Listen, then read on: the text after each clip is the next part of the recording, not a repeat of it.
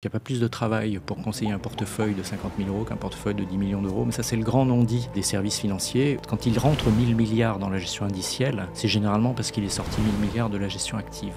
Un gestionnaire qui pourrait investir sur les actions du monde entier et qui se comparait au CAC 40 serait intellectuellement malhonnête. Un gestionnaire qui investirait sur les actions du CAC 40 et se comparait aux actions du MSCI World serait également malhonnête. Il y a une taille critique au-delà de laquelle le fonds exerce une influence disproportionnée sur son univers d'investissement. Donc il devient extrêmement difficile de gérer de la surperformance puisqu'il est quasiment devenu le marché. Plus le niveau de frais est bas, plus la performance du fonds sera élevée. Ça semble évident, mais ça ne l'est pas. Et la décentralisation, j'y crois pas une seconde. Parce que je fais confiance aux institutions. Confiance qui est peut-être infondée, mais pour moi, c'est la meilleure façon de continuer à vivre à peu près raisonnablement en société.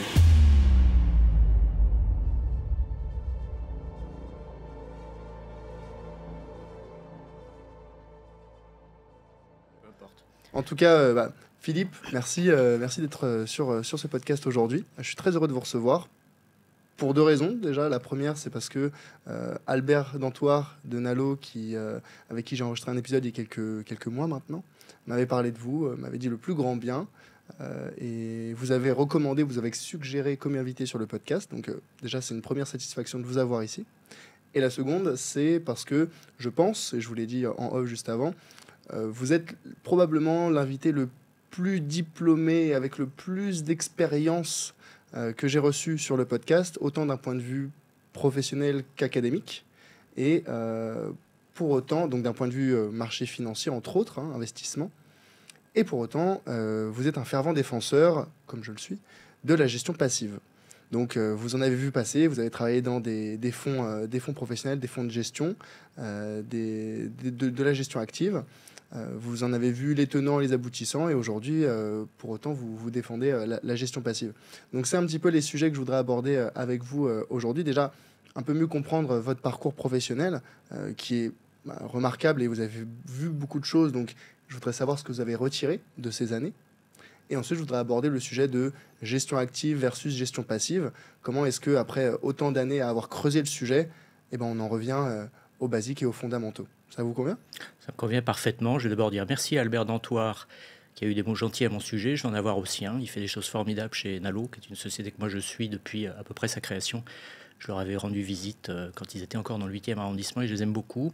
Deuxio, je ne sais pas si c'est une immense qualité d'être le plus diplômé. On va voir d'ailleurs que ce ne sont pas tous des diplômes, ce que j'ai, mais beaucoup de certifications.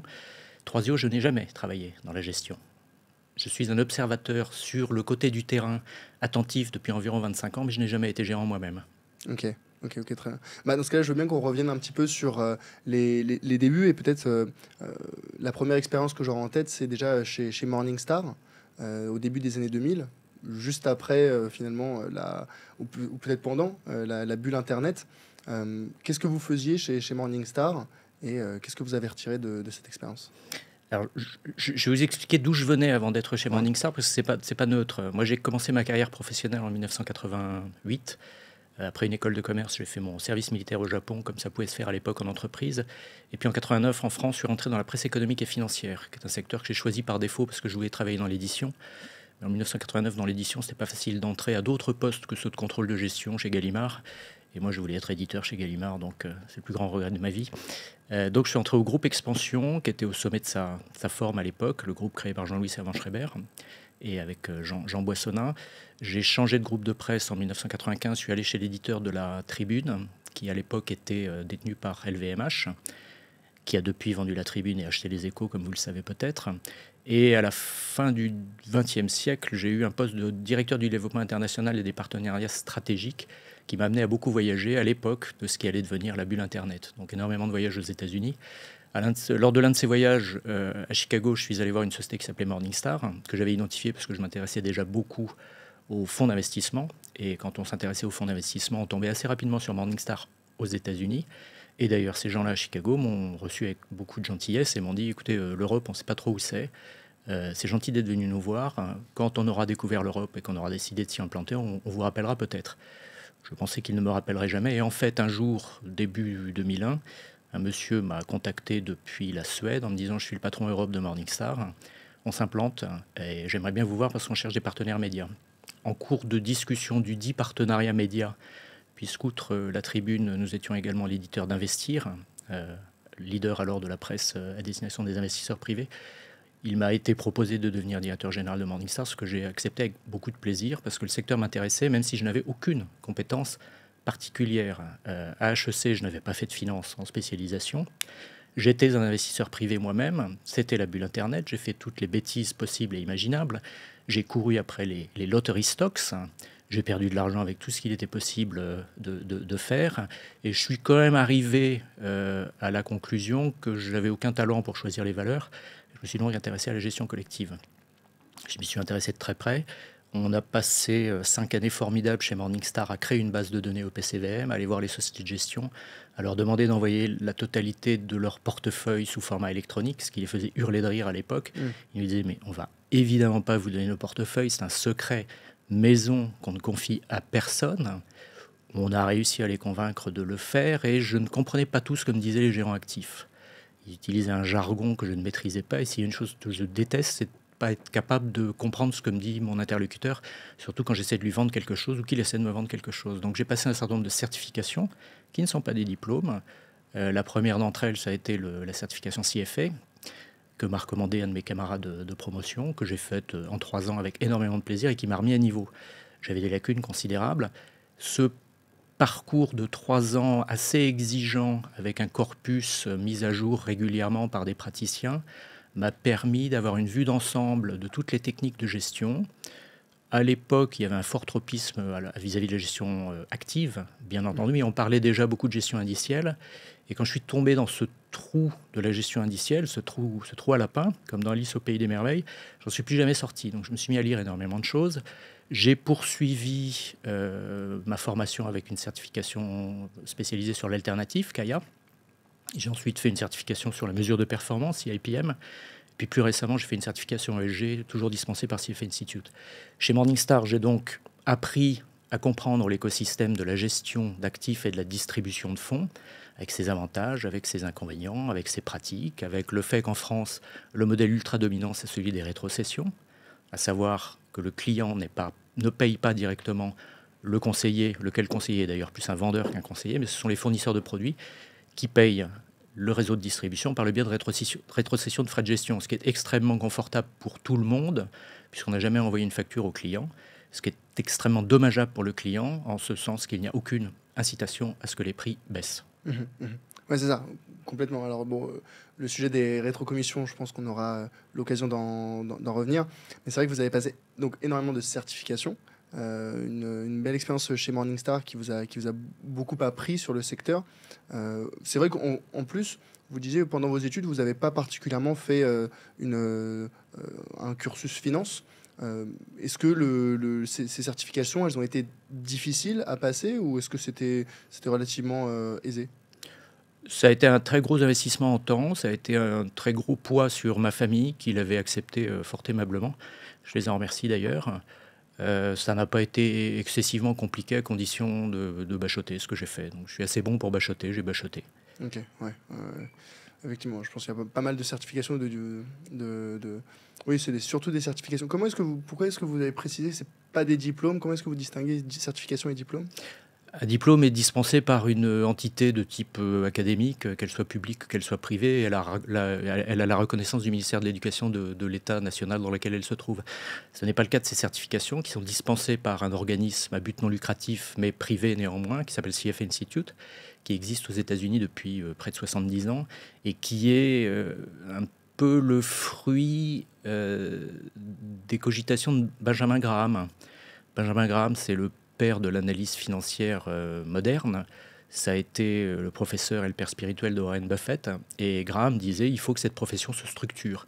Et donc il y a un certain nombre d'entités qui se sont créées aux États-Unis pour structurer cette profession d'analyse financière. Et pour la structurer, dans la mesure où les universités, les business schools à l'époque n'avaient pas vraiment de cursus dédié à l'analyse financière, ils ont créé un cursus privé, une certification d'analyse financière qui était le fruit à la fois du travail d'universitaire et de praticien de la finance. Et c'est devenu au fil des années, avec une accélération au début des années 2000, la certification star dans le monde. Ouais, on entend beaucoup parler quand on est un petit peu dans le monde financier. La certification CFA, c'est un petit peu le Graal de celles et ceux qui veulent se former ou rentrer dans le détail académique de la gestion. Alors, c'est quoi précisément que vous y avez appris? Oh, j'ai absolument tout appris. J'ai repris des cours de micro et de macroéconomie. J'ai appris comment étaient structurés les marchés financiers. J'ai appris quelles étaient les différentes techniques de gestion, des différentes techniques de valorisation des entreprises, des notions de finance d'entreprise, l'ESG qui n'était pas très prégnant quand j'ai passé la certification, c'était il y a 17 ans, et qu'il est beaucoup plus aujourd'hui. Aujourd'hui, le cursus a beaucoup évolué et a subi une bifurcation majeure récemment avec l'intégration de spécialités, avec l'intégration de notions de code, Python, etc. etc. Donc c'est un cursus en complète évolution. Et moi, je continue depuis 2007, année où j'ai obtenu cette certification, à me former très très régulièrement aux différentes techniques et aux évolutions des marchés financiers qui n'en manquent absolument pas. Ouais, j'allais vous demander, est-ce que ce que vous aviez appris il y a 17 ans était toujours valable aujourd'hui, peut-être d'un point de vue on va dire macro, mais le marché a évolué, les techniques, les outils, les attentes, enfin le fonctionnement du marché a évolué, mais donc il y a la nécessité de continuer à se former en continu. Absolument. Dans le secteur financier comme dans tous les secteurs, il me semble absolument nécessaire de se former tout au long de sa vie professionnelle. Je suis bien d'accord avec vous. Et pourquoi avoir quitté Morningstar alors? Parce que j'avais envie de faire autre chose et notamment de terminer cette certification CFA qui était assez chronophage. Donc j'ai fait un break pendant un an pendant lequel, tout en passant la dernière année de la certification CFA, j'ai fait du conseil qui m'a amené à rencontrer une équipe française de développeurs dans une SS2I qui travaillait pour des donneurs d'ordre italiens pour créer des logiciels d'aide à la sélection de fonds et la construction de portefeuilles pour le marché italien. Et au fil de cette mission, on s'est aperçu que ces gens-là avaient une compétence et un savoir-faire extraordinaire et qu'il serait sans doute opportun de le déployer sur le marché français pour leur propre compte. Ce qui a donné naissance à une société qui s'appelle Cantalis, qui existe toujours et qui a été rachetée il y a un petit peu plus d'un an par un de ses gros concurrents, Harvest, et qui est une réussite absolument magnifique sur le marché français à destination des réseaux de distribution de produits de gestion collective. Ouais. Donc l'objectif de Cantalis, c'est la sélection de fonds. Aide à la sélection de fonds et à la construction de portefeuilles de fonds et mise en conformité avec toutes les exigences réglementaires que l'on connaissait dès 2007 quand nous avons créé Cantalis, de la première directive MIF, qui était pour un réseau de distribution de pouvoir justifier à tout moment que l'allocation d'actifs de son client était en phase avec son profil de risque. Il a fallu de nombreuses années pour que le marché se rende compte que c'était une ardente nécessité et découvre l'intérêt de Cantalis. Ça a fini par être le cas et Cantalis, encore une fois, est une magnifique réussite qui n'a pas échappé à un de ses concurrents qui l'a racheté il y a un an et demi, donc Harvest. Ça veut dire qu'avant Cantalis, les profils de risque des investisseurs n'étaient pas pris en compte pour la définition de leur portefeuille par les gestionnaires? Les réseaux de distribution ne disposaient pas d'outils pour le faire, d'outils externes. Ils le faisaient peut-être à leur façon en interne. La réglementation était récente, donc applicable, mais pas encore nécessairement appliquée. C'est le cas de toute réglementation. On demande toujours un délai de grâce. Et une fois qu'elle entre en vigueur, tout le monde n'est pas en conformité avec la réglementation. Les réseaux de distribution sont des animaux extrêmement puissants, mais extrêmement peu agiles. Et il a fallu de nombreuses années avant qu'ils s'aperçoivent de, la nécessité, de l'intérêt d'acheter des outils comme ceux de Cantalis. Pardon. Ouais, donc c'est fondamental parce qu'il y a énormément de particuliers qui passent soit par des gestionnaires de patrimoine ou des banquiers, entre autres. Et ces derniers utilisent des outils comme Cantalis pour sélectionner les fonds qu'ils doivent implémenter dans les portefeuilles de leurs clients. Mais c'est vrai que les particuliers, eux, ne connaissent pas du tout ces outils, ne connaissent pas forcément la méthodologie qui est utilisée pour sélectionner les fonds. Comment est-ce que vous faisiez chez Cantalis? Quels étaient les critères pour sélectionner les fonds et leur donner une note? C'était des critères exclusivement quantitatifs. Il y avait d'abord au niveau de chaque fonds une notation quantitative, avec une méthodologie un petit peu différente de celle de Morningstar, mais grosso modo, c'est la performance et le risque passé qui sont notés et restitués sous forme d'étoiles sur 3 ans, sur les 3 années passées chez Cantalis et sur 3, 5 et 10 ans avec une note globale chez Morningstar. Ces notations n'ont aucun caractère prédictif ou un caractère très limité, donc sont avant tout des outils marketing avec comme conséquence désastreuse d'inciter les investisseurs à acheter la performance passée, qui est la dernière chose qu'il faille faire. Mais le cœur de l'offre Cantalis, c'était les outils de construction de portefeuille qui étaient, eux, beaucoup plus sophistiqués et qui consistait à définir une allocation d'actifs cible en utilisant des simulations probabilistes de performances futures, de choisir l'allocation d'actifs qui maximise la probabilité d'atteindre soit l'objectif de performance, soit l'objectif de risque, soit de minimiser la perte maximum. Et ensuite, il y avait un algorithme quantitatif qui assemblait entre eux, au sein de l'enveloppe dans laquelle travaillait le distributeur client, la meilleure combinaison possible de fonds, et pas exclusivement à base de la notation de chacun des fonds, mais en prenant en compte les corrélations des fonds entre eux. Ok. Et quels étaient les résultats de ces algorithmes probabilistes? Est-ce que les objectifs de rendement et de volatilité étaient généralement atteints? Oui, parce qu'on ne donnait pas un objectif, mais on donnait une plage de distribution. Et cette plage de distribution était suffisamment large pour éviter qu'on en sorte.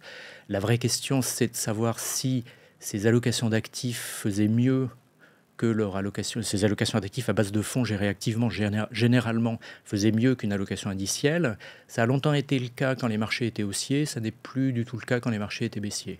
Donc on va dire que les résultats sont plutôt mitigés.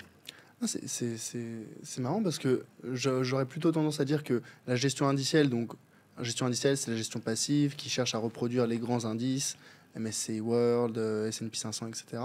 Donc on dit généralement que dans la gestion passive, vu qu'on reproduit la performance moyenne du marché, on est plutôt positif quand le marché est haussier.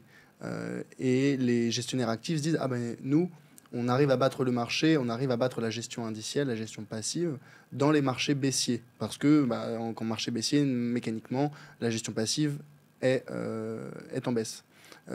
Alors que là, vous êtes en train de me dire qu'au contraire, les gestionnaires actifs pouvaient plutôt battre la gestion passive lors des marchés haussiers.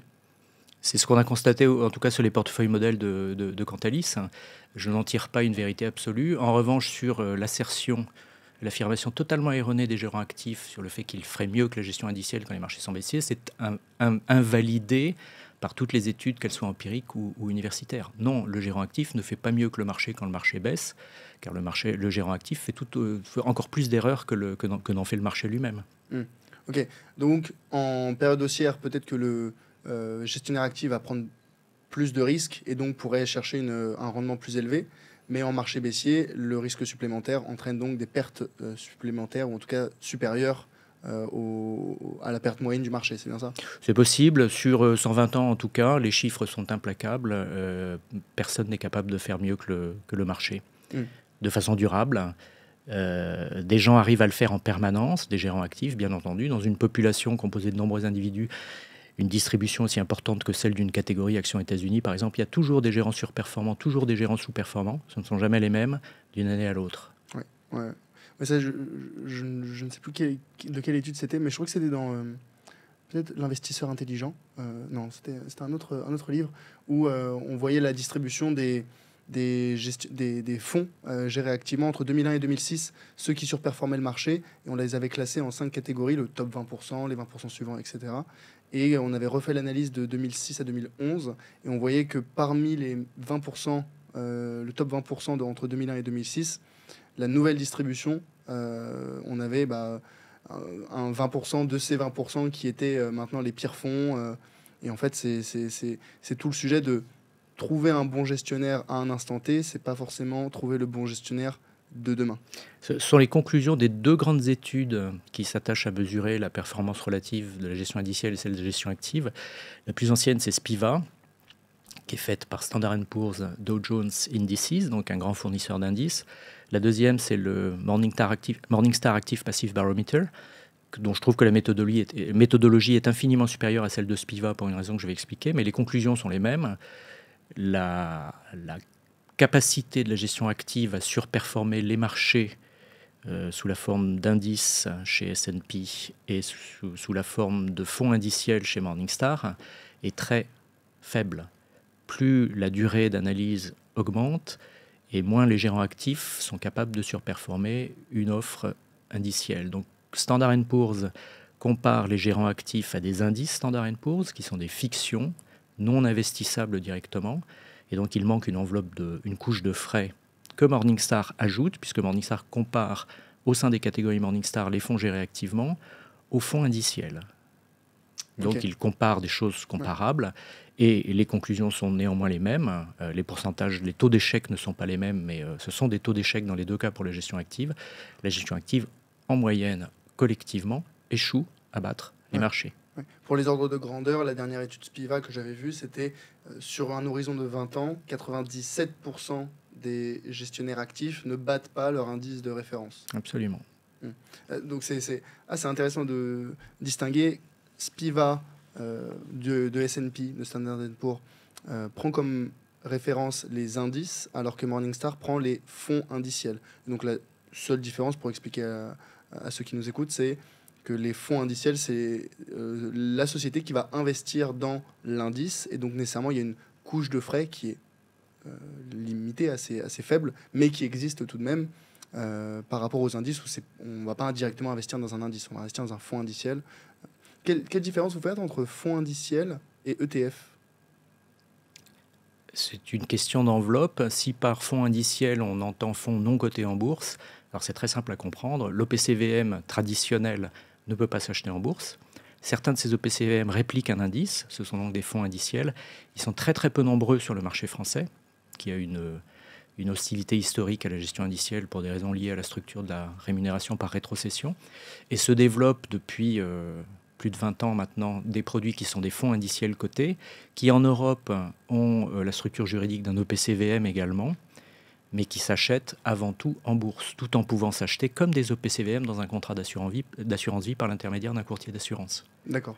Donc si je résume, la différence entre fonds indiciels et ETF, c'est que les fonds indiciels ne sont pas cotés en bourse, les ETF le sont. Absolument. Les fonds indiciels ne peuvent pas être achetés en bourse, les ETF indiciels peuvent être achetés en bourse. D'accord. Et en termes de performance, on a une différence La différence est liée aux frais. uniquement? Oui. Ok. À frais égaux, un fonds indiciel qui réplique l'indice MSCI World aura la même performance qu'un ETF indiciel répliquant le même indice. Ok. Et qu'est-ce qui a le plus de frais, ETF ou un fonds indiciel? En France, ce sont les fonds indiciels, parce que c'est un marché qui n'est pas développé. Et l'offre de fonds indiciels est le fait de quelques banques à réseau qui ont la main extrêmement lourde en termes de frais. On reparlera. Donc, qui facturent pour des fonds indiciels des frais de gestion supérieurs à 1%, ce qui est une abomination Ah oui. complète aujourd'hui. Ah oui, donc supérieur à 1% pour les fonds indiciels, pour certains fonds indiciels, là où les ETF, on est plus proche des 0,3% en moyenne. D'accord, ok. Ouais.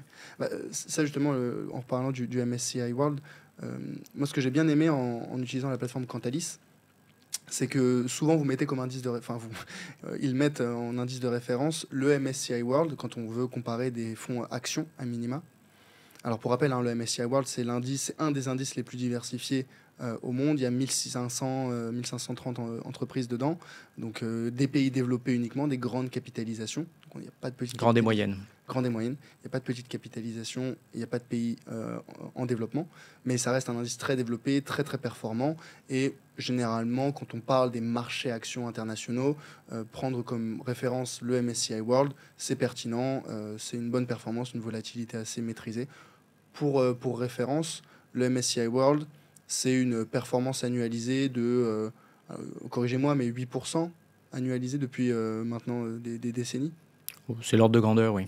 Okay. Pour une volatilité d'environ 14%, moi, ce que j'avais en tête. C'est ça aussi, mais la volatilité, ça ne parle à personne. Oui, ok. Bah, la volatilité, c'est la dispersion autour de la moyenne. Ça ne parle à personne. D'accord. Ok. Comment est-ce que vous l'expliqueriez? Je ne l'explique pas. Ok. C'est une grandeur calculée qui n'est pas visualisable. Ça permet de comparer entre eux, le cas échéant, deux fonds ou deux classes d'actifs. Ce que l'investisseur va regarder à la fin, c'est plutôt la performance, c'est plutôt la baisse maximum, le maximum drawdown dans l'excellent jargon anglais du produit financier. Ok. On ne peut pas expliquer, moi généralement quand on me demande la volatilité, je dis si la moyenne est à 10% et qu'on a une volatilité de 10%, on va considérer que le fonds ou l'indice, peu importe, va varier entre plus 10% par rapport à la moyenne et moins 10% par rapport à la moyenne. Oui, il faut donner le pourcentage de la distribution qui est dans cette zone. C'est plus ou moins un écart type. Et là, vous entrez dans des notions statistiques et vous avez perdu tout le monde. Oui, oui, oui. Mais le but, c'est pas de perdre tout le monde. Le but, c'est de faire comprendre un minimum le concept de volatilité au plus grand nombre. Alors, vous montrez une courbe, et puis vous montrez les baisses maximum et vous demandez à l'investisseur s'il est capable de tolérer ça. Ok, ouais. Mais est-ce que la baisse maximum historique on l'a dit, les performances passées ne préjugent pas des performances futures, sera nécessairement une performance, la baisse maximale qu'on connaîtra dans le futur? J'en sais rien, mais elle a le mérite d'avoir existé, donc elle n'est pas hypothétique. Si vous dites à un client, un investisseur potentiel, qu'il aurait pu encourir une baisse supérieure à 50% sur son fonds répliquant l'indice MSCI World ou sur n'importe quel fonds action monde, peut-être qu'il va vous dire ça n'est pas pour moi. Et quel est le max drawdown du MSCI World? D'à peu près 50%. C'était quand? C'était à l'époque de la grande crise financière. 2008? 2008-2009. Ok. Et ce qu'il faut comprendre, encore un petit concept mathématique, peut-être pas rentrer dans le détail du bêta slippage, mais pour récupérer d'une baisse de 50%, on doit avoir une croissance, ou l'indice, ou peu importe, doit connaître une hausse de plus 100%. Oui. Donc c'est pour ça que c'est très très difficile de faire digérer entre guillemets un investisseur en lui disant potentiellement votre portefeuille va être divisé par 2, mais pour le récupérer il faudrait faire x2. Alors divisé par 2 on peut l'imaginer, faire x2 ça prend un petit peu de temps. Après j'ai envie de dire avec une croissance de 8% annualisée, bon ça sera pas 8% tous les ans, c'est une moyenne, mais ça veut dire qu'on est censé doubler la valeur de notre portefeuille à peu près tous les 7 ans. C'est ce que fait le MSCI World. Donc oui, il a fait moins 50 à une époque, et il est largement au-dessus. Il a largement récupéré ses plus hauts et actuellement sur les niveaux les plus hauts. C'est quelque chose qui m'irrite énormément quand je vois les gestionnaires utiliser comme indice de référence le CAC 40 ou bien d'autres indices, peut-être des small caps ou autres, alors que leur objectif, c'est tout simplement d'avoir la meilleure performance possible sur les marchés actions. Comment est-ce que vous expliquez Alors, c'est pas tout à fait comme ça que ça fonctionne, à mon avis, chez les gérants d'actifs. Vous avez l'obligation d'utiliser comme indicateur de référence un indicateur qui est pertinent par rapport à votre stratégie d'investissement et à votre univers de gestion. Un gestionnaire qui pourrait investir sur les actions du monde entier et qui se comparait au CAC 40 serait intellectuellement malhonnête. Un gestionnaire qui investirait sur les actions du CAC 40 et se comparait aux actions du MSCI World serait également malhonnête. C'est pourquoi un gérant qui fait des grandes capitalisations françaises est tout à fait fondé à se comparer au CAC 40. Oui. Mais dans ce cas-là, quel intérêt pour les gestionnaires d'actifs de se limiter au CAC 40 comme indice de référence et au-delà de l'indice de référence, l'univers d'investissement, sachant que les entreprises françaises ne sont pas particulièrement, et au contraire, pas particulièrement performantes ou moins volatiles par rapport aux actions internationales? Alors elles ont été très performantes l'an dernier, elles sont ni plus ni moins volatiles. Les entreprises françaises reflètent l'économie française et les gérants spécialisés en actions françaises sont fondés à investir sur des actions françaises qu'ils maîtrisent plutôt que sur des actions mondiales qu'ils ne maîtrisent pas. Je vois aucune contradiction ici. C'est à l'investisseur de choisir la brique qui l'intéresse. Oui. L'investisseur français souffre d'un tropisme ou d'un biais dont souffrent tous les investisseurs nationaux, ça s'appelle le biais domestique. On est familier avec les entreprises locales, on aime bien LVMH, on aime bien l'Air Liquide, on aime bien Total, donc on investit considérablement en actions françaises, beaucoup plus que ne le justifierait le poids des actions françaises dans le MSCI World, mais ici on n'est pas dans la rationalité, on est dans la familiarité. Le biais domestique fait que moi, investisseur français, je suis surexposé dans mon portefeuille aux actions France, sachant que ces actions France représentent à peu près 3,4% de l'indice MSCI World. Donc si on était des individus parfaitement rationnels, ce que nous ne sommes pas, nous aurions 3,41% de notre exposition aux actions des pays émergents en actions France. Nous, investisseurs français, ça n'est pas le cas. C'est beaucoup plus élevé. Oui. J'entends le biais domestique et ça fait partie des biais comportementaux classiques des investisseurs, et que le particulier qui, on va dire, n'est pas particulièrement averti en soit victime, je l'entends, mais est-ce que c'est pas justement le rôle du gestionnaire de prévenir et de prémunir son client et l'investisseur particulier de ces biais en disant écoutez, j'entends que vous préféreriez investir sur Total, Air Liquide, etc. parce que vous pensez mieux connaître l'entreprise, mais croyez-moi, ce ne sont pas les entreprises les plus intéressantes sur lesquelles investir. Est-ce que ce ne serait pas justement le rôle du gestionnaire? Alors si par gestionnaire vous entendez conseiller financier, oui, ce serait le rôle du conseiller financier. Si par gestionnaire vous entendez le gestionnaire d'actifs, non, ce n'est pas son rôle. Le gestionnaire d'actifs, il propose des briques d'investissement pour lesquelles il estime avoir une compétence à les gérer. C'est le conseiller qui, en relation avec son client final, que ce soit un client professionnel ou particulier, peut l'aider à construire une allocation d'actifs. Il y a différentes manières de construire une allocation d'actifs. Et il y a aussi le principe de réalité qui est que face à un client qui vous dit « Moi, j'aime beaucoup les actions France, j'aime beaucoup l'Air Liquide, j'aime beaucoup LVMH, je veux donc des fonds Actions France », il est difficile d'argumenter avec succès en disant bah « Oui, mais moi, je vous conseille 3,41% de votre allocation. Donc même le conseiller avec la meilleure bonne volonté du monde va avoir du mal à combattre le biais domestique de son client. Sauf à lui dire, moi je vous recommande une approche indicielle et je vous recommande de vous exposer via des indices très très larges qui font qu'on n'aura plus à se poser la question du biais domestique. Le poids de la France dans le MSCI World à un instant T, c'est ce qu'il est. Ce n'est pas le souhait du client et son biais domestique.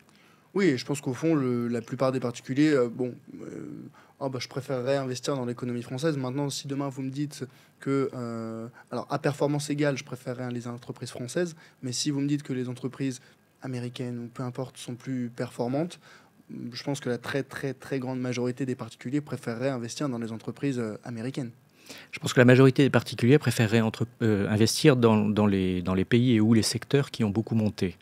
Nous achetons la performance passée. Je répète, nous n'achetons que la performance passée.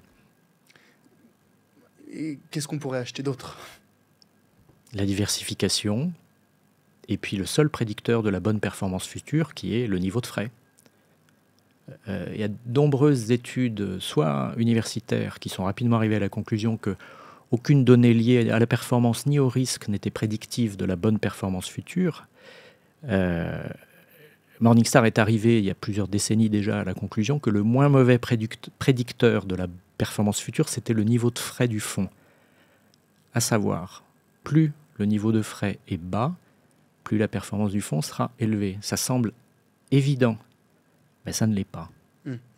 Oui, parce qu'il n'y a pas uniquement le sujet des frais, mais c'est aussi peut-être la façon dont est géré le fonds qui amène une surperformance.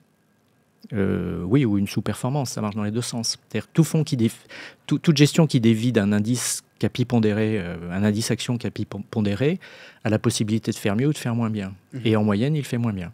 Oui. Capi pondéré, pondéré par capitalisation boursière. À cause de ses frais. Il fait moins bien à cause de ses frais. Capi pondéré, pondéré par la capitalisation boursière, qui est la technique de construction des grands indices actions ultra dominante aujourd'hui. Oui, tout à fait. Ok. Justement, donc là, on arrive un petit peu au sujet des préconisations qui peuvent être faites aux clients. Et moi, je voudrais parler de votre expérience, peut-être chez Alpha Eka, du cabinet que vous avez construit, que vous avez créé. Quel était l'objectif de ce cabinet ? Alors, je suis parti de Cantalis à une époque où j'étais extrêmement fatigué physiquement et moralement. Je suis resté actionnaire et je rends grâce à mes deux associés d'avoir été beaucoup plus tenaces que moi et d'avoir réussi à développer Cantalis et à vendre la société à Harvest. Je me suis associé avec un conseiller en investissement financier indépendant au sens de MIF 2, qui avait son propre cabinet et que j'avais pratiqué au sein de l'association CFA Society France.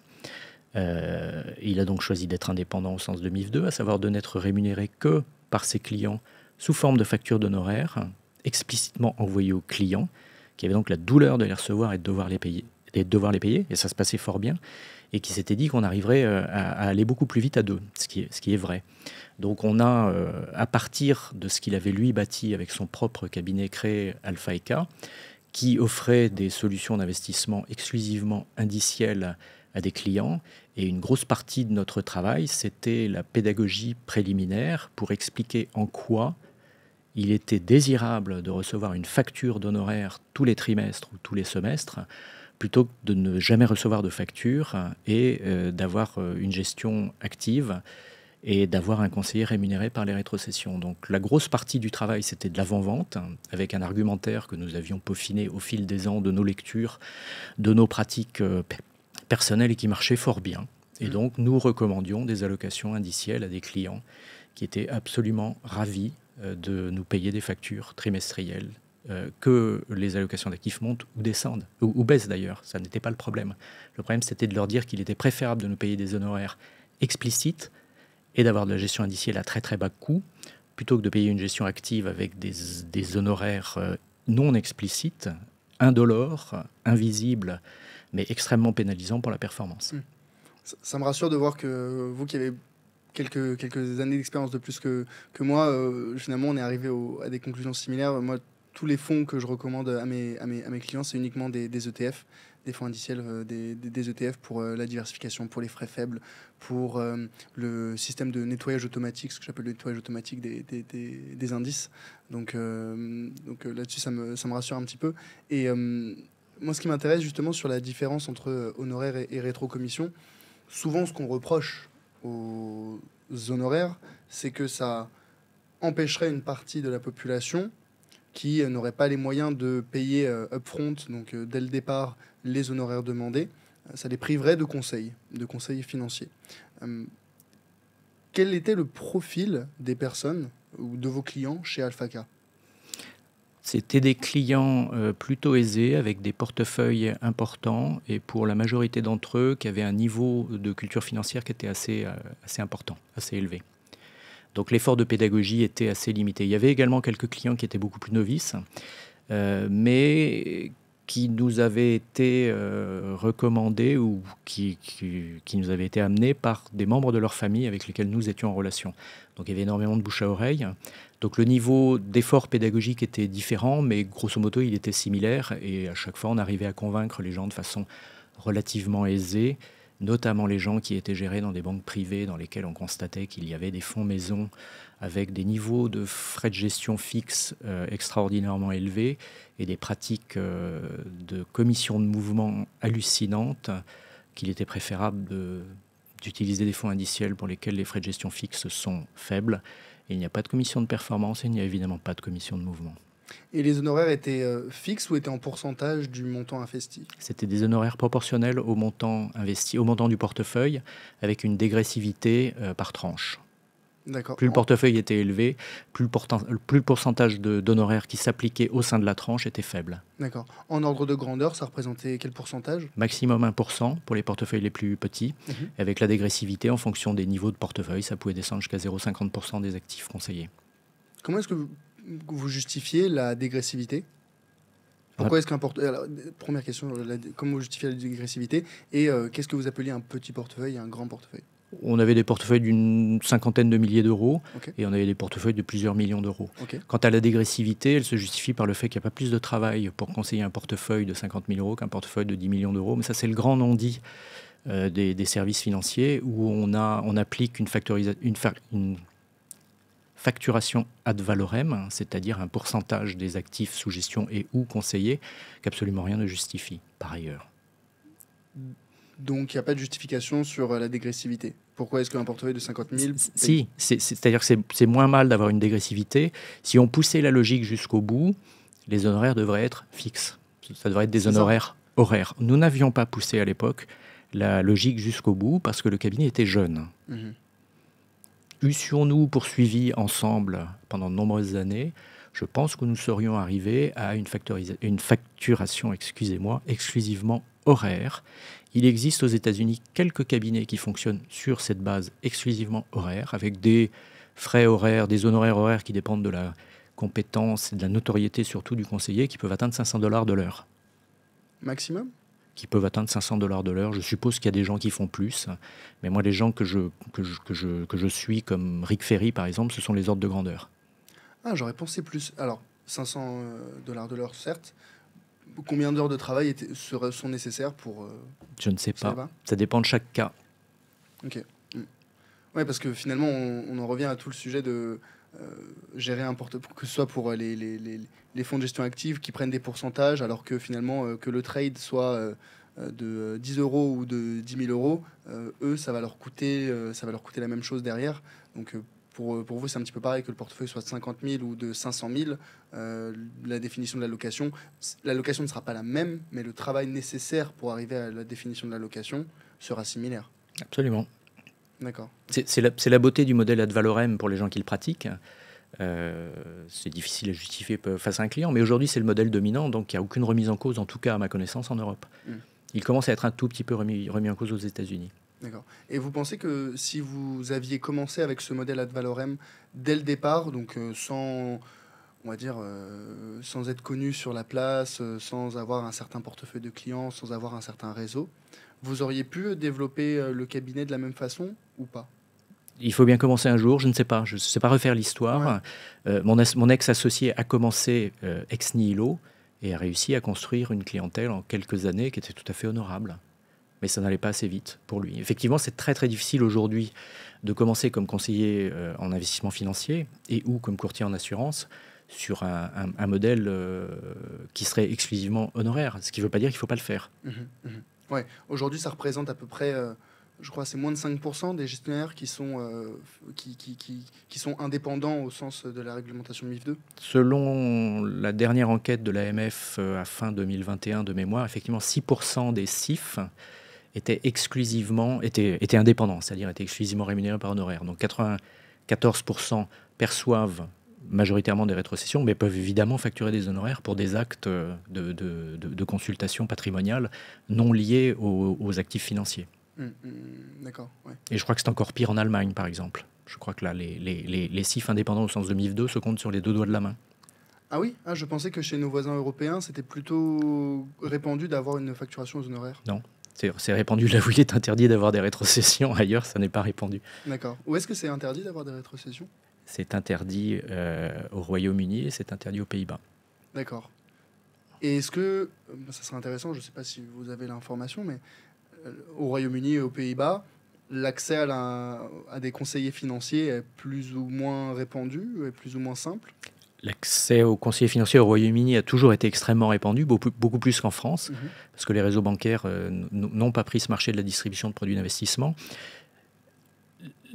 Les partisans de la rémunération par rétrocession affirment que l'accès aux services, aux conseils financiers s'est dégradé au Royaume-Uni suite à l'interdiction des rétrocessions. Moi, j'ai trouvé aucune étude fiable allant dans ce sens. En revanche, c'est ce que disent les opposants à l'interdiction des rétrocessions. Bien sûr. En plus, c'est un sujet un petit peu d'actualité.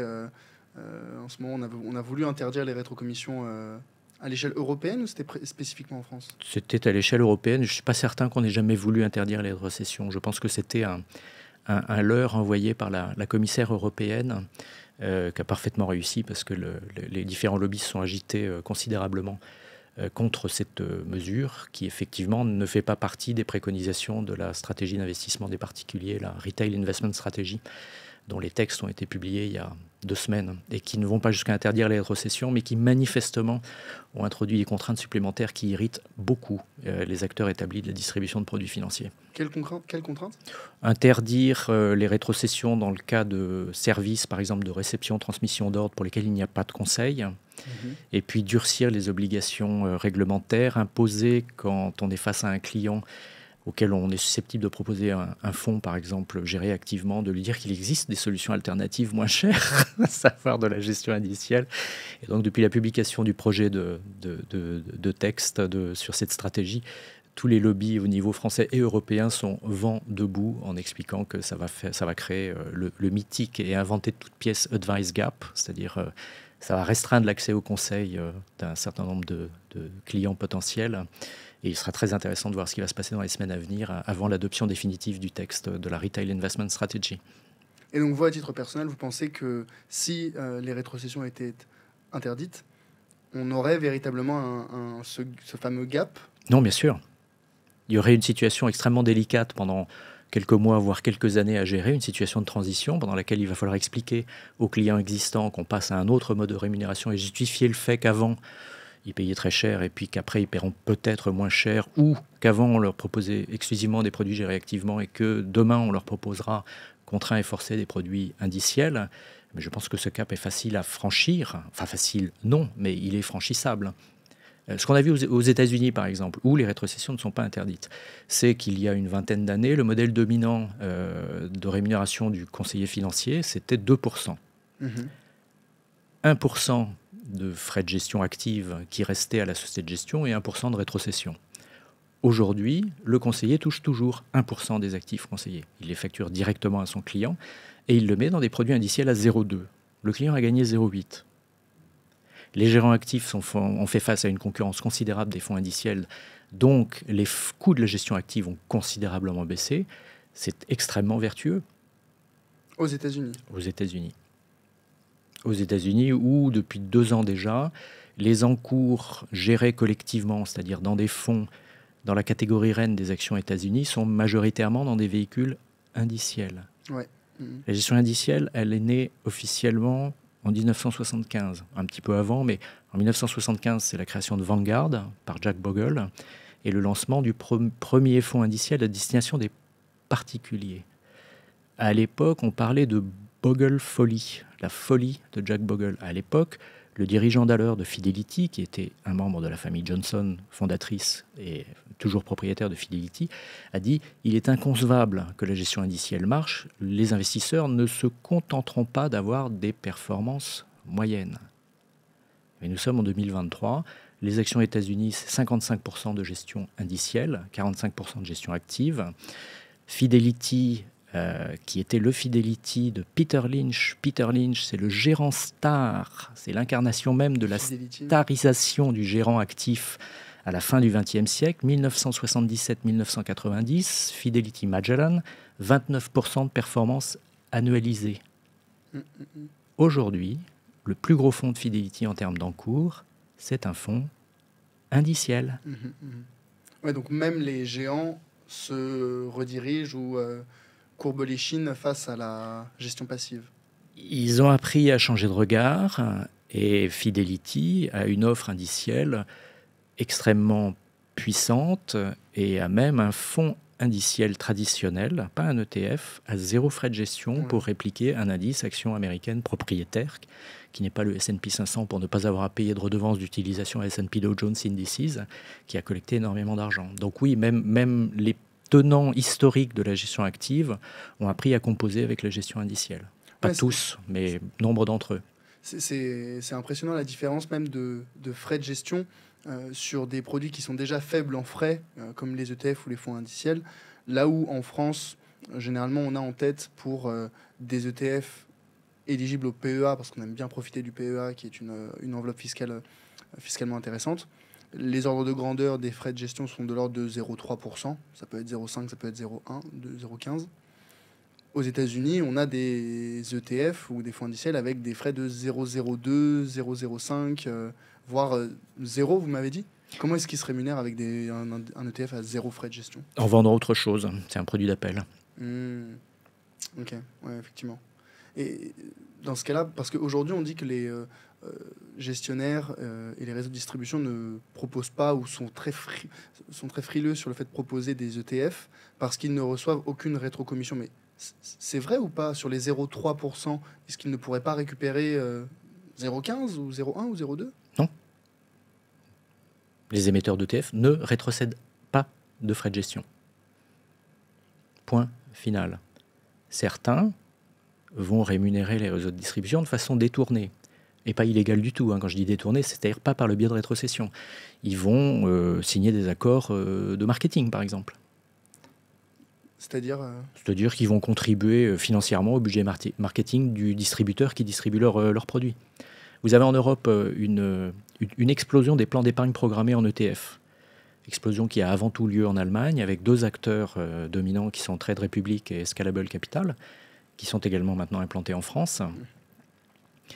Et je me suis laissé dire que certains émetteurs d'ETF contribuaient financièrement en début d'exercice sous forme d'une espèce d'avance de budget marketing, ce qui permet de rémunérer indirectement les plateformes de distribution sans faire porter le poids de cette rémunération directement par les investisseurs dans les ETF. Donc ce serait les réseaux de distribution qui prennent en charge ces frais? Ce seraient les émetteurs d'ETF qui contribueraient financièrement au réseau de distribution. Oui. Donc ça reste finalement, en fait, cette tendance de déplacement des fonds des fonds actifs vers les fonds passifs. Aux États-Unis, c'est récent en plus. La courbe s'est croisée où il y a eu maintenant plus de fonds de liquidités qui sont investis dans les fonds passifs que dans les fonds actifs. Est-ce que, donc ça c'est aux États-Unis, vous avez dit 45-55, c'est ça? En France, est-ce qu'on a, ou en Europe, on a un ordre de grandeur sur ce sujet? On est plus aux alentours de 20 à 30% selon les classes d'actifs. 20 à 30% investis dans les ETF, dans les fonds passifs? Absolument. Et c'est le fait majoritairement des investisseurs institutionnels, évidemment. Qui, eux, continuent à défendre corps et âme la gestion active. Non, les investisseurs institutionnels, qui sont des investisseurs assez sophistiqués, sont de gros utilisateurs de gestion indicielle et peuvent continuer à utiliser la gestion active là où ils estiment qu'il n'y a pas d'offre indicielle pertinente sur des stratégies obligataires un petit peu illiquides, sur les small et les micro-caps et sur des classes d'actifs par nature illiquides comme tout ce qui est gestion dite alternative, à savoir le private equity, que ce soit les fonds de LBO, que ce soit le venture capital ou la dette privée. Donc là, par construction, on est dans l'actif, forcément. Oui, tout à fait. Oui, donc finalement, la seule raison valable de passer par une allocation d'actifs active serait de diversifier les classes d'actifs. Mais si on reste sur la classe d'actifs action, la gestion passive battra dans tous les cas. Il ne faut pas confondre le choix des supports et l'allocation d'actifs. L'allocation d'actifs, a priori, elle est stable dans le temps. On va parler d'allocation d'actifs stratégique. Donc, vous choisissez les marchés sur lesquels vous voulez vous exposer. Après, vous choisissez le type de véhicule pour répliquer cette allocation d'actifs. Donc, vous pouvez avoir une allocation d'actifs stratégique très stable et utiliser soit des produits actifs, soit des produits indiciels, soit un mix des deux. Et vous pouvez avoir, et ça c'est généralement la situation la plus catastrophique, une allocation d'actifs tactique, qui change en permanence en fonction des anticipations du gérant. Alors, soit vous confiez, vous déléguez complètement l'allocation d'actifs au gérant d'actifs via un fonds flexible, qui ont été très très à la mode jusqu'en 2008, 2009, 2010, et qu'ils sont beaucoup moins depuis parce qu'on s'est aperçu qu'en moyenne, ils avaient des performances assez exécrables. Donc vous avez à la fois une approche active de l'allocation d'actifs et des instruments pour répliquer cette allocation d'actifs. Et le grand fonds phare de l'approche flexible, ça a longtemps été Carmignac Patrimoine. Et qu'est-ce qu'il faisait de particulier ? De mieux que les autres, peut-être ? Il a réussi en 2008 à délivrer une performance positive alors que la totalité de la place était négative. Donc il a réussi cet exploit-là à hauteur de 0,3%, je crois. Un excellent marketing, une présence sur le marché depuis longtemps, une présence médiatique du gérant qui était, à mon avis, le premier gérant star français. Et donc, c'est un fonds qui a beaucoup collecté après l'exploit de 2008 et qui, depuis 2008, a des performances qui sont pour le moins mitigées. Oui, donc finalement, surperformer une année, c'est une chose, mais surperformer sur du moyen terme, long terme, c'en est une autre. Alors, il avait très bien performé depuis sa création et jusqu'en 2008. Et puis après, il est devenu très gros. Et ça, c'est un des embarras de la gestion active. C'est qu'elle n'est pas forcément scalable, comme on dit en excellent français. À savoir que la taille est généralement l'ennemi de la performance.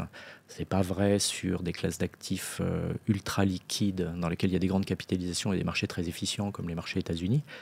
Mais c'est vrai sur des marchés beaucoup moins efficients. C'est-à-dire qu'un gérant small cap ou même un gérant mid cap doit impérativement se fixer une taille minimum en termes d'encours, parce qu'au-delà de cette taille, sa performance va se dégrader. Il va devenir trop gros, il va bouger le marché, il va faire le marché, et ça va être un acteur beaucoup trop important pour générer de l'alpha.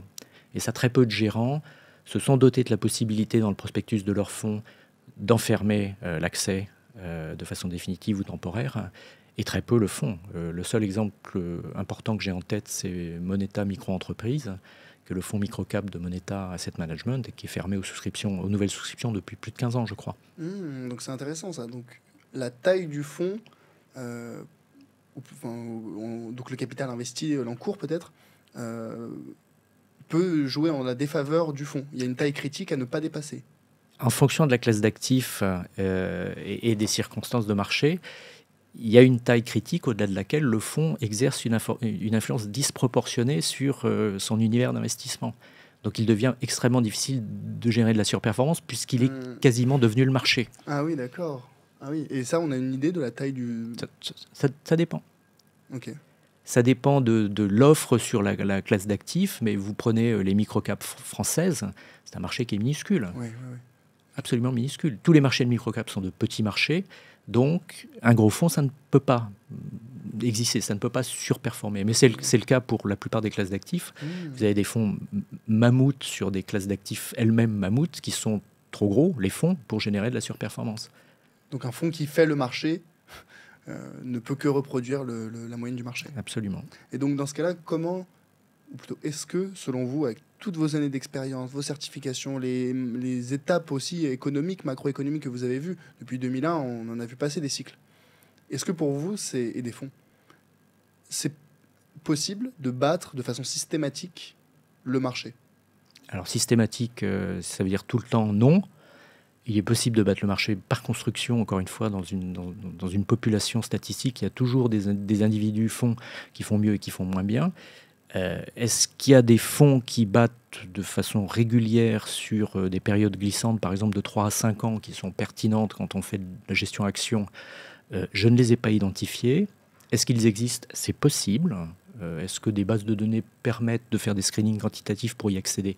Je pense que les outils Morningstar permettent de le faire, mais à ma connaissance, on ne les a pas identifiés.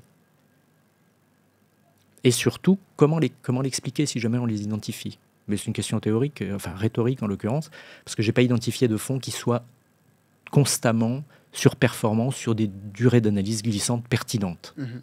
Vous allez trouver des fonds constamment surperformants sur un an glissant, mais quand vous étendez la durée d'analyse à 3, 5, 10, 15 ou 20 ans, comme le fait Spiva, il n'y a plus personne. Et donc, en somme, pour vous, l'investisseur particulier, lambda, français, est-ce qu'il a quelque chose de mieux à faire que acheter des ETF dans un PEA, des ETF très larges comme le MSCI World? Encore une fois, selon son profil d'investisseur. Oui, moi je ne suis pas conseiller financier, je ne connais pas les gens qui seraient concernés par ça. Pourquoi le PEA d'ailleurs? Moi, je parle du PEA parce que c'est l'enveloppe fiscale intéressante par rapport à un compte titre. Moi, je vais vous parler du compte titre, qui est une enveloppe fiscale tout aussi inintéressante ou intéressante selon le point de vue. Si vous commencez dans votre vie professionnelle, vous avez 23 ans, vous avez peu d'argent à investir, mais vos revenus sont susceptibles d'augmenter. Donc, moi, ce que je conseille, c'est d'ouvrir un compte titre ordinaire, de faire des versements programmés sur un ETF à bas coût répliquant l'indice le plus large. MSCI World, vous pouvez aller mettre un doigt de pied dans les émergents si vous avez une certaine appétence au risque. Ça dépend de chacun et chacune. Ça vous coûte entre 0,10 et 0,15% par an. Vous faites des versements programmés, donc vous faites évoluer le montant au fur et à mesure de l'augmentation de vos propres revenus. Vous ne générez jamais de plus-value annuelle, puisque vous ne vendez jamais. Donc c'est un exercice extrêmement délicat. Dans la vie d'un individu, je commence à travailler, se posera un jour prochain la problématique de l'acquisition de ma résidence principale. Donc ça ne marche que si on ne casse pas son pot d'épargne en vue de la préparation à la retraite pour acheter une résidence principale, par exemple. Donc c'est un exercice extrêmement théorique, un peu hypothétique, mais je pense qu'il n'est pas totalement irréaliste, d'estimer ce dont on n'aura vraiment pas besoin pour acquérir sa résidence principale. Donc vous mettez 100 €, puis vous mettez 150, puis vous mettez 200, puis vous mettez 300, puis vous mettez 500, puis vous mettez 1000, puis vous arrêtez peut-être à 1000, et vous relevez les compteurs 60 ans après, un petit peu avant, peut-être qu'on n'aura pas à travailler jusqu'à 80 ans, et en théorie, vous devriez avoir réalisé une appréciation de votre capital de l'ordre de 3 à 4% net d'inflation par an, qui est ce qu'on a constaté depuis 1900, si on en croit les analyses annuelles de Credit Suisse Investment Yearbook. Et bien 4 à 5% au-delà de l'inflation par an, c'est considérable. Oui, pour donner un ordre de grandeur, 4 à 5% par an sur... donc on avait dit, avec 7%, on double le capital tous les 10 ans. Donc avec 4-5%, on double le capital tous les 15 ans? Oui, à peu près. Donc si on fait ça sur 30 ans, on a fait x4. Ouais. Mais sachant qu'on a mis au pot. Pas tout à fait x4 par rapport au total investi, puisque vous investissez au fil du temps. C'est ça, oui, tout à fait. Ouais. J'entends. Maintenant, c'est vrai que moi, je suis quand même un fervent défenseur du PEA. Alors, en fait, il y a deux calculs à faire. Le premier calcul, c'est sur les frais des ETF, qui certes sont plus faibles sur compte titre, c'est clair. Là où on disait tout à l'heure, un ETF MSCI World sur PEA, on est entre 0,38 et 0,45% par an. Sur compte titre, on est à 0,10. Donc on a un delta de 0,3. Bon, très bien. Voir quand on fait les effets cumulés sur 10, 20, 30 ans, 40 ans peut-être, quel est l'impact. Mais derrière, à la sortie, parce que le but c'est pas d'être le plus riche du cimetière, le compte titre va imposer une fiscalité à 30% sur les plus-values. Si dans 40 ans, la fiscalité est à 30% sur les plus-values, oui, absolument. Tout à fait. Là où le PEA, donc on a les frais un peu plus élevés de gestion, mais à la sortie, même dès les 5 années du contrat, on est à 17,2%. De prélèvements sociaux. Exactement. Qui sont tout à fait susceptibles de continuer à augmenter, car la dette sociale ne sera jamais remboursée. Ouais. Mais oui, vous avez raison. Donc vous avez un delta de 13%. Oui. De 13%. Et donc finalement, il faudrait faire le calcul de est-ce que ces 13% à la sortie me font une meilleure économie que les 0,3% que j'ai payé chaque année pendant 20 ans, 30 ans. Oui, absolument, on peut faire ce genre de calcul. Vous pouvez aussi vous poser la question de savoir si le plafond actuel de versement sur un PEA est suffisant pour votre cas personnel sur une durée de 30 à 40 ans. Il doit être de 232 000 euros, quelque chose comme ça. C'est 150 000 et 225 si on rajoute le PEA-PME. Donc à voir tout ça à prendre en compte. Moi, je me méfie énormément des enveloppes fiscales. La contrepartie, c'est généralement que vous payez très très cher l'avantage fiscal. C'est extrêmement vrai en assurance vie aujourd'hui, puisqu'il n'y a aucune pression sur le contrôle des coûts des unités de compte référencées, même si France Assureur vient de prendre de bonnes résolutions saluées par la CPR. Malheureusement, ces bonnes résolutions n'ont pas encore été publiées, mais elles ne tarderont pas à l'être, pour maîtriser la gouvernance du référencement des unités de compte et faire en sorte que des unités de compte sous-performantes sur 5 ans et beaucoup trop chères ne soient plus référencées. C'est tout à fait bienvenu. Il n'y a jusque-là, il n'y avait aucune pression à la baisse sur les frais dans l'assurance vie. Donc vous payez votre avantage fiscal de façon considérable sur la durée. C'est particulièrement vrai en immobilier, où vous surpayez des biens en contrepartie d'un avantage fiscal. C'est également vrai dans les enveloppes d'investissement. Donc moi, je trouve que le compte titre est fort bien. Oui, ça se défend. Et honnêtement, je pense qu'on a le choix. Hein. Aujourd'hui, en France, on a ces 3 enveloppes, entre autres, que sont le PEA, l'assurance vie, le compte titre. L'avantage fiscal apporté par le PEA et l'assurance vie ont leur lot de contraintes associées, que ce soit pour le PEA, les frais de gestion un petit peu supplémentaires sur les produits, et l'univers d'investissement restreint, mais l'univers d'investissement restreint, on peut le contourner avec des ETF synthétiques, sans rentrer dans le détail technique. Pour l'assurance vie, c'est vrai que les frais de gestion associés au contrat, sur les unités de compte, etc., rognent mécaniquement la performance. Moi, ce que je recommande pour mes clients, que ce soit en gestion de patrimoine ou dans mes formations, c'est l'assurance vie, ça reste une poche flexible, l'utilisation de la poche fonds euro pour les projets, comme vous l'avez dit tout à l'heure, acheter sa résidence principale, prévoir un apport, parfait. On positionne ce capital sur la poche fonds euro. Et puis pour la retraite, pour les projets très long terme, on utilise les unités de compte où on peut avoir un positionnement un petit peu plus dynamique. Je pense que finalement, si on prévoit de rester en France et qu'on peut continuer à profiter du PEA, on peut aller, moi ce que je dis généralement, on peut aller jusqu'au plafond, les 150 000, et après diversifier sur de l'assurance vie, du compte titre, peu importe. Ça m'a fait penser juste avant au sujet des ETF, parce que j'ai une newsletter aussi sur laquelle je parle d'investissement, notamment gestion passive. Et j'ai fait une édition il y a quelques semaines maintenant sur y a-t-il une bulle de la gestion passive ? Y a-t-il une bulle des ETF ? Et c'est ce qui est, entre autres, crié par certains gestionnaires actifs, comme quoi l'investissement et le montant croissant des investissements sur les ETF va entraîner une décorrélation entre la valorisation des marchés financiers et les résultats réels des entreprises. Pour simplifier, les marchés actions vont monter uniquement parce que les gens investissent de façon un peu aveugle dans les ETF et non pas parce que les entreprises ont eu de bons résultats. C'est un petit peu le postulat. Qu'est-ce que vous en pensez ?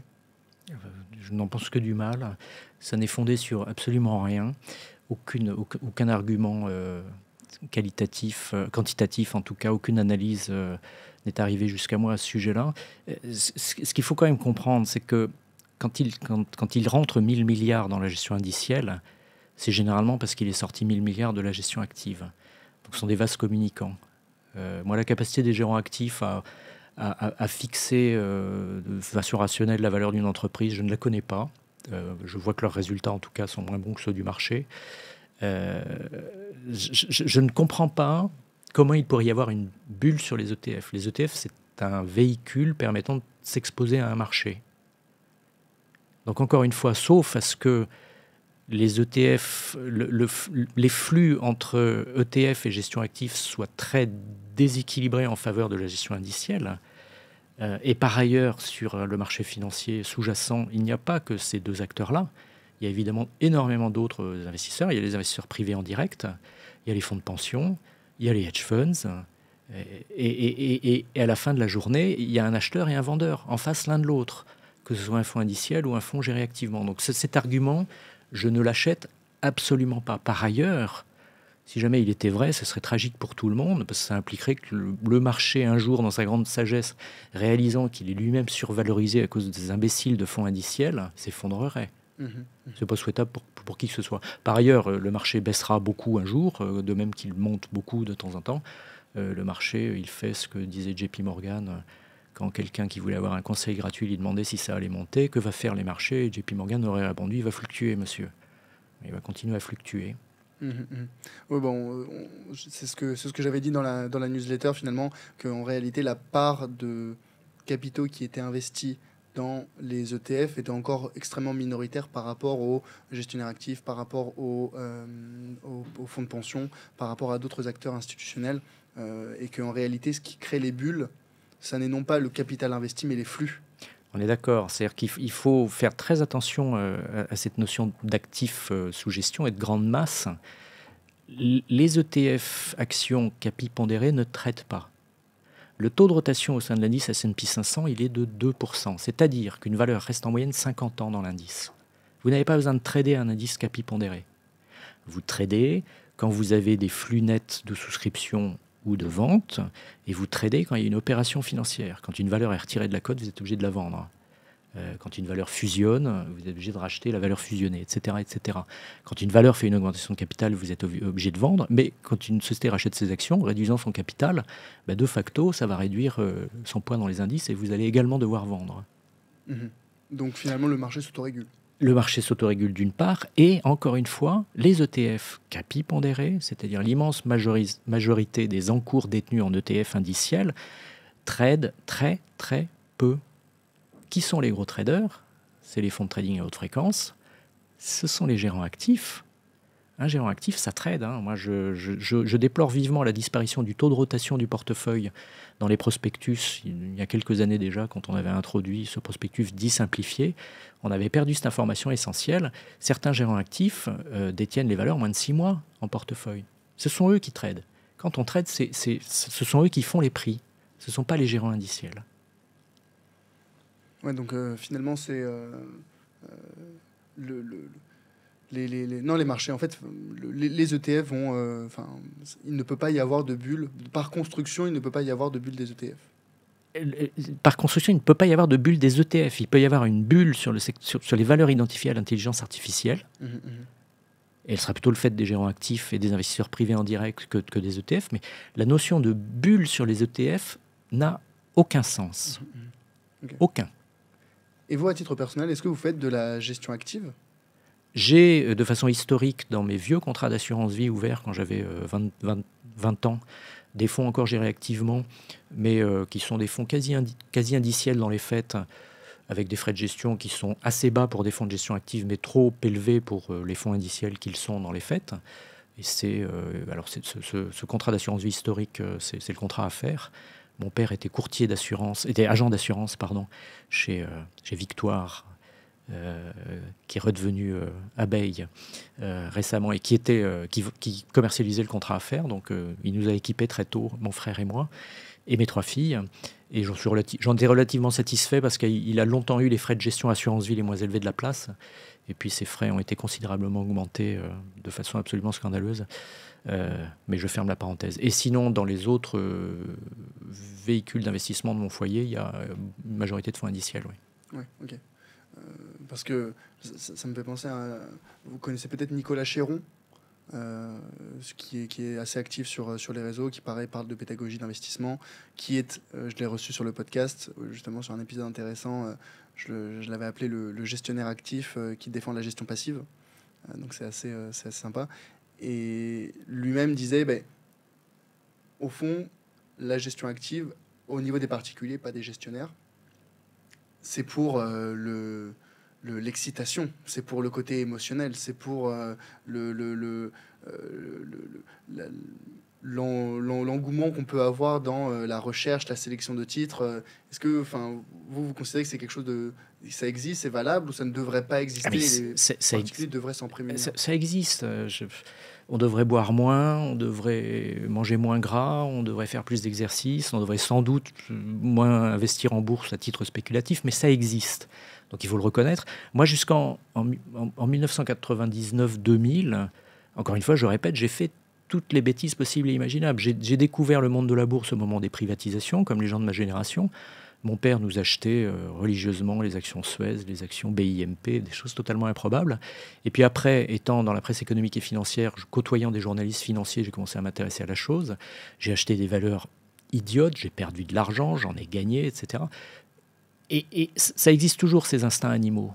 Donc si vous prenez du plaisir à faire ça, allouez-y une part raisonnable, c'est-à-dire faible, de vos avoirs, amusez-vous, à condition de pouvoir perdre l'intégralité de la somme sans que ça vous fasse trop mal, et avec la majorité de vos avoirs, c'est-à-dire entre 80 et 95% selon votre capacité à vous discipliner, faites des produits extrêmement diversifiés et le moins cher possible. Mais oui, si ça vous amuse de faire de la bourse, faites de la bourse. Ouais, évidemment. Faites de la bourse, faites du trading, sous-entendu de la gestion active. Oui, faites du trading. Oui. Oui. Mais c'est ce que moi je recommande aussi. Hein, Ou pas. Non, je reformule. Ne faites pas de trading. Le trading est évidemment l'ennemi de la performance. Si vous voulez détenir des actions en direct, détenez-les, mais sur le très long terme. Oui. Faut le faire pour, on va dire, le côté émotionnel, plaisir éventuellement, pas pour le côté financier ou performance. On est d'accord. Moi, une étude ancienne, pas tant que ça d'ailleurs, mais souvent citée, de Barber et Odean, sur un échantillon considérable d'investisseurs privés, montre que le trading est l'ennemi de la performance. C'est une relation linéaire. Plus vous tradez, moins votre performance est bonne. Autant pour le côté erreur, biais émotionnel, que pour les frais de transaction. Oui, biais émotionnel, oui, bien sûr, les frais de transaction. Frais de transaction qui, en théorie, ont disparu aux États-Unis, mais dans les faits, vous les payez différemment. Et qui existe encore en Europe. Oui. Moi, c'est ce que je recommande aussi, hein, tous ceux que j'accompagne, tous ceux que je forme sur l'investissement. Si vous voulez faire de la gestion active, faire du trading, libre à vous, mais ça doit représenter maximum 10% de votre portefeuille d'investissement. Le reste, c'est le socle de votre stratégie d'investissement, c'est des fonds indiciels, des ETF, c'est de façon diversifiée, c'est des frais très très faibles, un taux de rotation, un taux de rotation très très faible. Vous n'y touchez pas. On n'y touche jamais. Absolument. Quelles sont peut-être pour terminer les quelques erreurs que vous avez faites dans votre carrière qui vous ont le plus apprises, que ce soit d'un point de vue professionnel ou personnel, sur le sujet de l'investissement, et les conseils qui en découleraient pour les futures générations, les jeunes générations? Alors, je reviens à cette période héroïque pour moi de la décennie 1990. J'avais entre 25 et 35 ans. Je découvrais la bourse. J'avais un salaire croissant. On avait acquis notre résidence principale et on avait une charge de remboursement qui me permettait de dégager une épargne suffisante pour trader en bourse. Et j'ai passé pendant les années 99-2000 beaucoup trop de temps devant mon écran d'ordinateur à espérer que l'action Infony ou l'action InfoSource ou l'action Alcatel continue de monter. Et ça, c'est une perte de temps absolument considérable. Ça a été, in fine, une perte d'argent tout aussi considérable. Donc, il ne faut pas passer son temps devant les écrans, à regarder, à faire de l'analyse technique, etc. Alors, je ne suis jamais allé jusqu'à l'analyse technique. Comment vais-je dire, pour me faire de nouveau des amis, je ne suis jamais tombé aussi bas. Mais ne passez pas de temps devant les écrans à regarder le cours des actions et surtout ne regardez pas le cours des cryptos, évidemment. Alors ça, c'est un piège dans lequel je ne suis pas tombé et on ne va pas entrer dans ce trou de lapin non plus. Mais rester sur des classes d'actifs éprouvées, sûres, juridiquement encadrées, avec des marchés régulés et des opérateurs boursiers qui font la police. Ok, donc rester sur les classes d'actifs historiques, traditionnelles, diversifiées, ne pas passer son temps devant les écrans ou à essayer de battre le marché en tout cas. Voilà. Très bien. Vous avez juste titillé ma curiosité sur justement les crypto-monnaies. Quelle est votre position là-dessus? L'incompréhension la plus totale, la stupéfaction la plus immense, et je m'en tiens le plus loin possible. En tout cas, je tiens mon argent aussi loin que possible de ces purs instruments de spéculation, et je suis avec un intérêt passionné l'actualité absolument terrifiante de tout l'écosystème des cryptos, avec évidemment tout ce qui se passe avant tout aux États-Unis, parce que les choses les plus épouvantables et les plus admirables se passent aux États-Unis, mais également ce qui se passe sur le marché français, avec des livrets présentés de façon extraordinairement mensongère, pseudo-sécurisée, qui se retrouvent bloqués suite à des problèmes d'opérateurs comme FTX et Genesis. Non, ça ne devrait pas exister pour moi. Okay. Je vais me faire de nouveaux amis. Vous n'avez pas du tout confiance, je ne parle pas sur l'aspect spéculation et trading, mais sur l'utilisation de la technologie sous-jacente, la blockchain. Ah, mais c'est pas la même chose. Ouais. On est d'accord. Ouais, la blockchain, ça existe. Je ne suis pas un spécialiste des bases de données, mais je lis énormément de choses de gens qui sont un petit peu plus compétents que moi, qui disent que c'est pas non plus une base de données, une technologie en matière de base de données qui soit révolutionnaire, ni infaillible, ni utile socialement. Et sur les supports, les crypto-monnaies, les jetons, quels qu'ils soient, que ce soit le bitcoin ou les altcoins ou les shitcoins, comme vous voulez les appeler, je n'en vois absolument pas l'intérêt, l'utilité sociale. Ce sont de purs supports de spéculation. Alors pourquoi pas? C'est pas mon truc. Ok. Vous voyez pas du tout d'utilité pour le côté décentralisation et ne plus dépendre des institutions bancaires traditionnelles pour faire des échanges financiers, notamment, je pense. Je dis ça parce que je suis renseigné, mais je ne suis pas un défenseur, mais sur notamment les pays en développement où le niveau de bancarisation est extrêmement faible et où l'utilisation du Bitcoin ou de la blockchain pour faire des transactions financières permet de faciliter l'accès finalement à l'économie mondiale.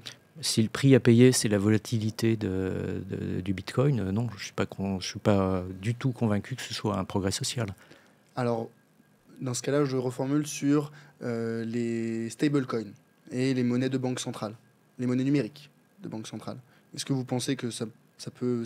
Alors là, du coup, on perd le côté décentralisation, mais j'entends l'USDC, l'USDT, les monnaies qui ne sont pas volatiles. Elles le sont. Si vous regardez leur cours, ce ne sont pas des stablecoins. Ils sont peu volatiles, mais ils sont volatiles. D'accord. Regardez bien le cours de l'USDC ou de l'USDT en euros. Vous avez une volatilité qui n'est pas considérable, mais qui existe. On est sur du 103 à 90 par rapport à 100. Ouais. Je ne sais pas à quoi ça sert. Je ne comprends pas à quoi ça sert. Et surtout, j'aimerais voir l'état des réserves d'Ether un jour, certifié. J'ai du mal à comprendre. Bon, Ouais. C'est un petit peu technique et ça nous entraîne hors des sentiers sur lesquels j'ai l'habitude de me promener, mais je n'en vois pas l'intérêt. Et si un jour il y a des monnaies numériques de banque centrale, tant mieux, mais ça ne changera rien. Ouais, bon, et la décentralisation, j'y crois pas une seconde. Pourquoi? Mais parce que je fais confiance aux institutions. Confiance qui est peut-être infondée, mais pour moi c'est la meilleure façon de continuer à vivre à peu près raisonnablement en société.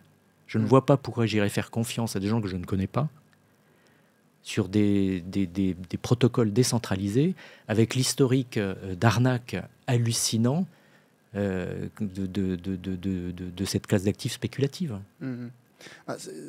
C'est sûr que c'est un marché qui est en train de se construire, qui n'en est qu'à ses balbutiements, et le nombre de personnes qui en profitent pour des arnaques ou autres, c'est déjà drastiquement réduit par rapport à il y a quelques années, où c'était pléthore et c'était le bac à sable du blanchiment d'argent et des arnaques. Maintenant, ça de plus en plus commence à être réglementé.